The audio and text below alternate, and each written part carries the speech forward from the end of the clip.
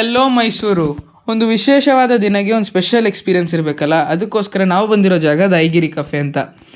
ಇವತ್ತು ನಮ್ಮ ಅಪ್ಪ ಅಮ್ಮಂದ ಆ್ಯನಿವರ್ಸರಿ ಡೇ, ಸೊ ಅದಕ್ಕೇನಾದರೂ ಹೊಸದಾಗಿ ಟ್ರೈ ಮಾಡಬೇಕಂತ ಇಲ್ಲಿ ನಾವು ಬಂದಿದ್ವಿ. ಈ ಗೀ ಪುಡಿ ತಟ್ಟೆ ಇಡ್ಲಿ ನೋಡಿದ್ರೇ ಮಾತಾಡೋದು ಬಿಟ್ಬಿಟ್ಟು ಹೋಗಿ ತಿನ್ಬೇಕಂತ ಟೆಂಪ್ಟ್ ಆಗ್ತಿದ್ದೆಪ್ಪ. ಏನು ಮಾಡಲಿ ಹೇಳಿ. ಸರಿ ಬೇಗ ನೋಟ್ ಮಾಡ್ಕೊಳ್ಳಿ ಬಕೆಟ್ ಲಿಸ್ಟ್ ಏನೇನು ತಿಂದ್ವಿ ಅಂತ.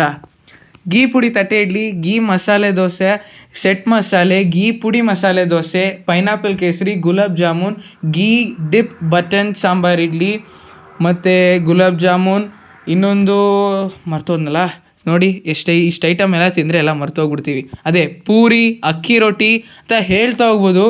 ಇಷ್ಟು ಐಟಮ್ ಟೇಸ್ಟು ನನ್ನ ನಾಲ್ಗೆಯಲ್ಲಿ ಇನ್ನೂ ಇದೆ. ಅಷ್ಟು ಸೂಪರಾಗಿ ಮಾಡಿಕೊಟ್ರು. ಎಲ್ಲದರಲ್ಲೂ ತುಪ್ಪ ಬೇರೆ ಆ್ಯಡ್ ಮಾಡಿದ್ದಾರಾ. ನನಗಂತೂ ತುಪ್ಪ ಅಂದರೆ ತುಂಬ ಇಷ್ಟ. So everything is my most appreciated dishes. ಸಕ್ಕದಾಗಿತ್ತು. ನೆನ್ನೆ ತಿಂದ್ಬಿಟ್ಟು ಇನ್ನೊಂದು ಸತಿ ಹೋಗಿ ತಿನ್ಬೇಕಂತ ನಮ್ಮ ಅಪ್ಪ ಹತ್ರ ಕೇಳಿ ಅವರು ನನ್ನ ಕರ್ಕೊಂಡು ಹೋದರು. ಅಷ್ಟು ಟೇಸ್ಟಾಗಿತ್ತು ಈ ಡಿಶಸ್ ಎಲ್ಲ. ಲಾಸ್ಟಾಗಿ ನಾವು ನೆನ್ನೆ ಕಾಫಿ ಕುಡಿದ್ವಿ, ಇವತ್ತು ಟೀ ಕುಡಿದ್ವಿ. ಎರಡು ತುಂಬ ಸೂಪರಾಗಿತ್ತು. ನಮಗಂತೂ ತುಂಬ ಇಷ್ಟ ಆಯಿತು. ಪ್ರಾಪರ್ ಕಾಫಿ, ಪ್ರಾಪರ್ ಟೀಗೆ ಇಲ್ಲಿ ಬಂದು ನೀವು ಕುಡಿಬೋದು.